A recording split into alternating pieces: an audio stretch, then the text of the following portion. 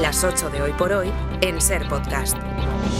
¿Qué tal? Muy buenos días. El de esta mañana de martes es un café de resaca emocional, es un café de cenizas y es un café de delaciones.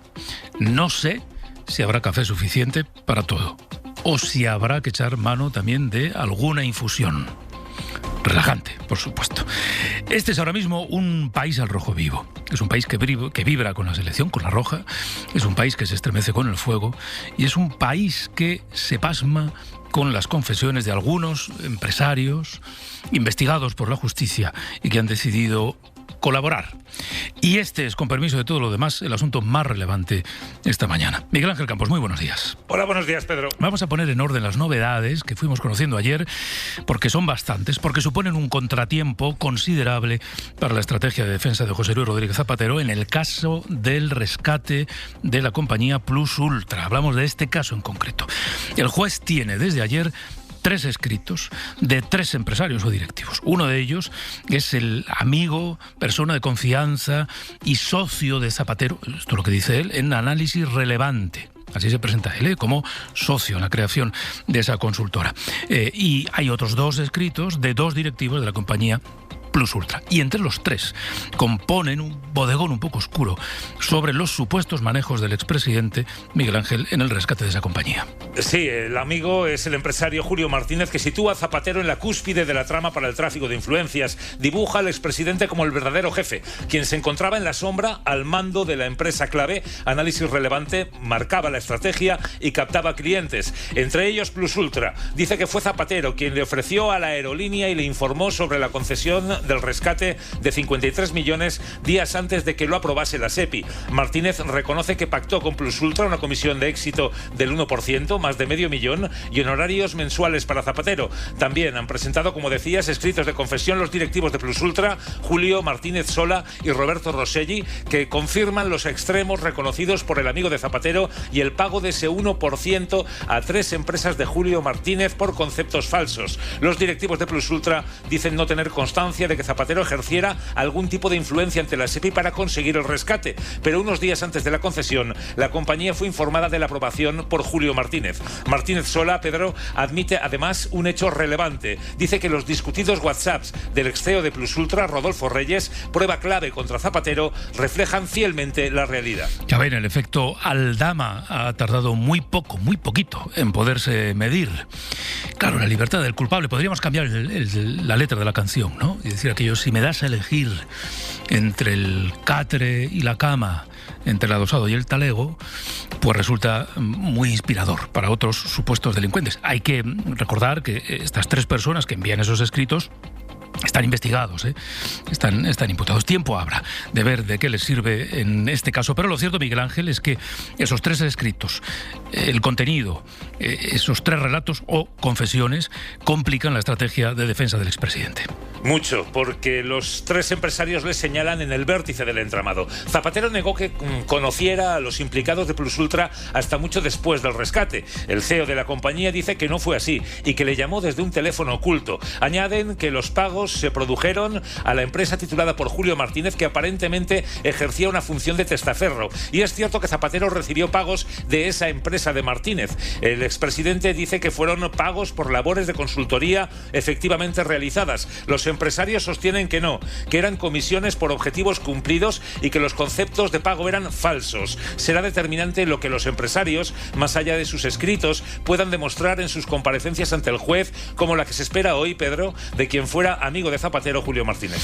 Gracias, Miguel Ángel. Luego en el abierto ampliamos, Hasta luego. Que es muy relevante lo que ha pasado estas últimas horas, que necesita un masticado lento y una digestión pausada. Pero para que el mapa del tesoro lo tengamos claro, esos 3 empresarios dicen que Zapatero intervino en las gestiones para el rescate de Plus Ultra, que Plus Ultra pagó por esos trabajos más de medio millón de euros. Es el dato que dan los directivos de Plus Ultra.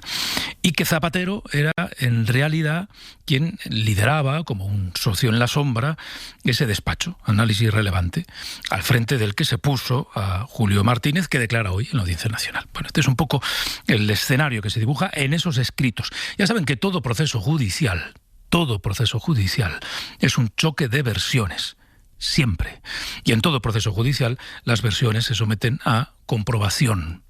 Y en todo proceso judicial quienes están acusados de algo intentan rebajar la gravedad de la acusación. Ya veremos que es verdad de todo lo que denuncian estos empresarios, pero pinta, en fin, regular para el expresidente. Lo reafirmo rotundamente.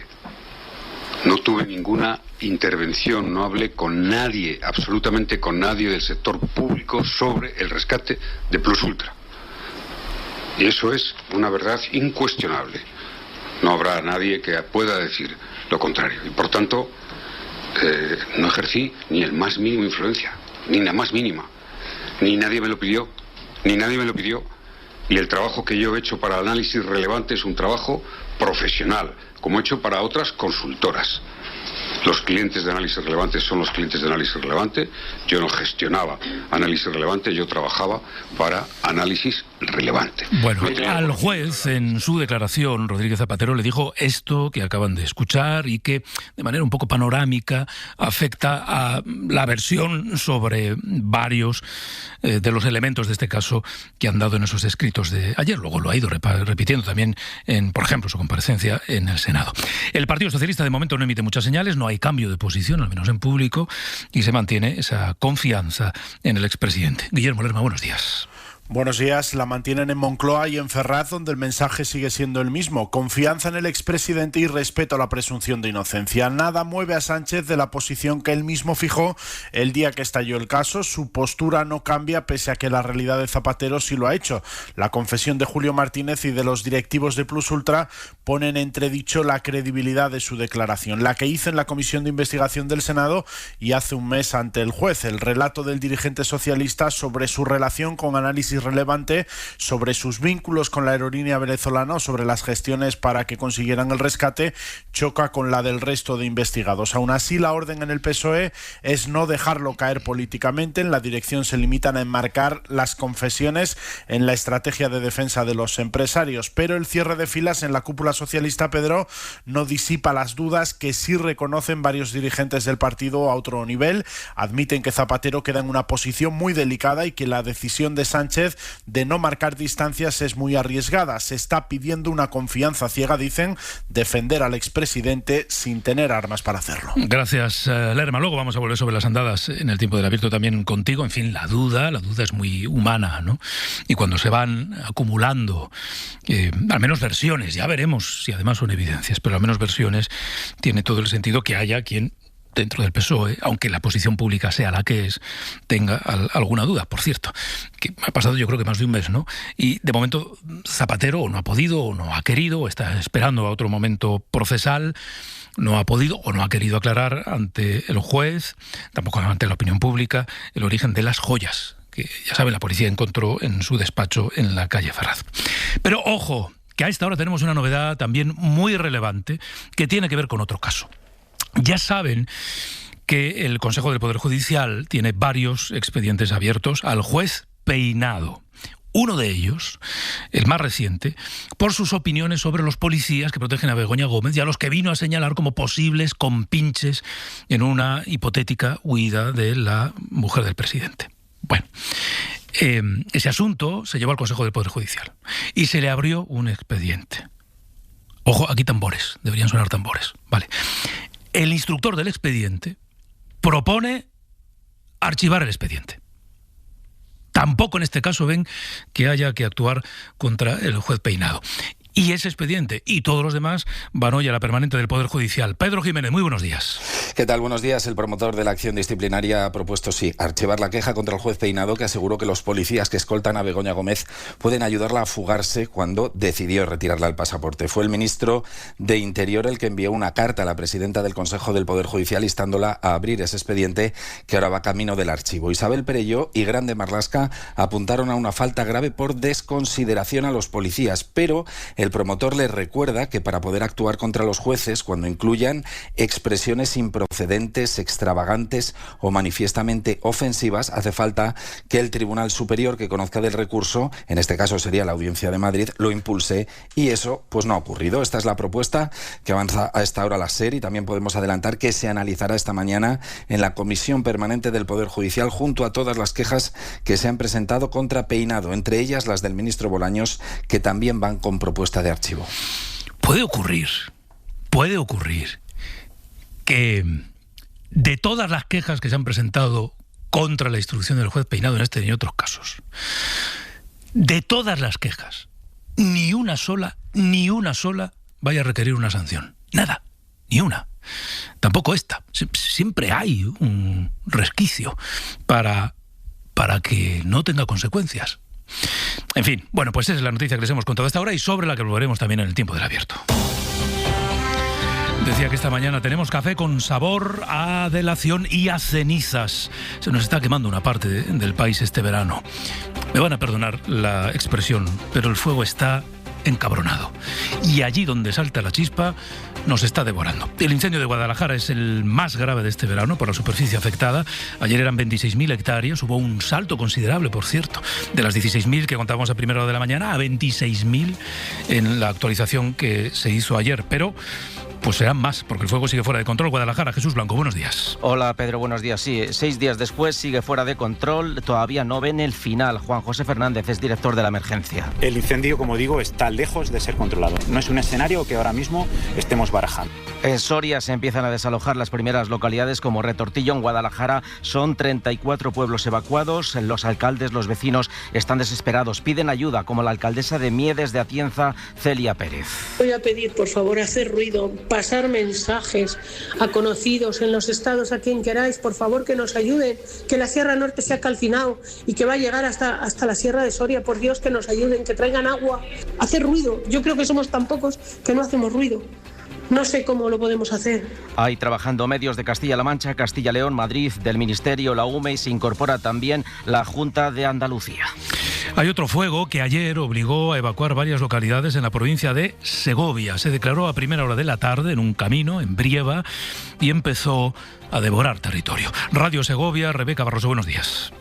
Buenos días. Sí, ante la evolución desfavorable, la Junta de Castilla y León ha elevado a 2 el índice de gravedad potencial por su cercanía a núcleos de población. Hasta 8 localidades se han desalojado. Un incendio que también está afectando a las carreteras segovianas, que se mantienen cortadas hasta el momento. En el lugar han estado trabajando cerca de 40 medios de extinción, entre ellos medios aéreos, cuadrillas helitransportadas y terrestres, autobombas, bulldóceres, agentes medioambientales y técnicos. Se estima que el incendio, como bien dices, comenzó a las 3:30 de la tarde de este lunes, pero aún se desconoce cuál ha sido el origen. Los datos oficiales apuntan que hasta el momento ha afectado hasta 33.000 hectáreas.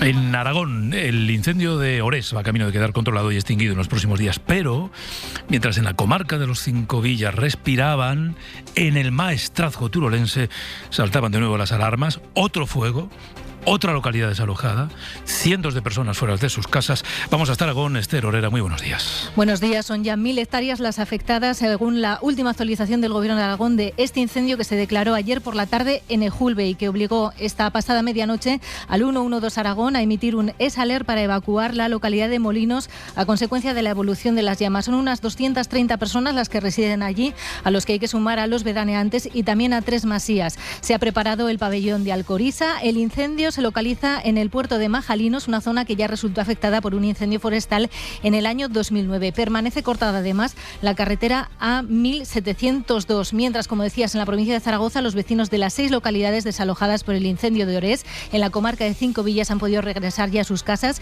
Este fuego sigue estabilizado y se vigila, eso sí, el rebrote de las llamas dentro del perímetro. Se han quemado, recordamos, 14.400 hectáreas. El CECOPI se reúne a las 9 de la mañana. Así que una parte del país se quema y en parte es la misma que se está abrasando con temperaturas récord.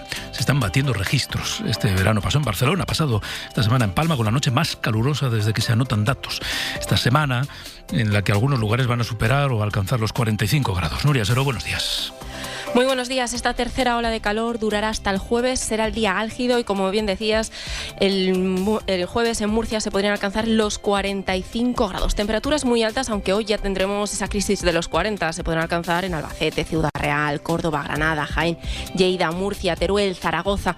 Una jornada que empieza bastante tranquila, pero por la tarde tendremos tormentas, sobre todo en el este peninsular, que irán acompañadas de rachas fuertes de viento. También calimas, sobre todo en el sur y este del país. Hoy por hoy noticias. Ser Podcast.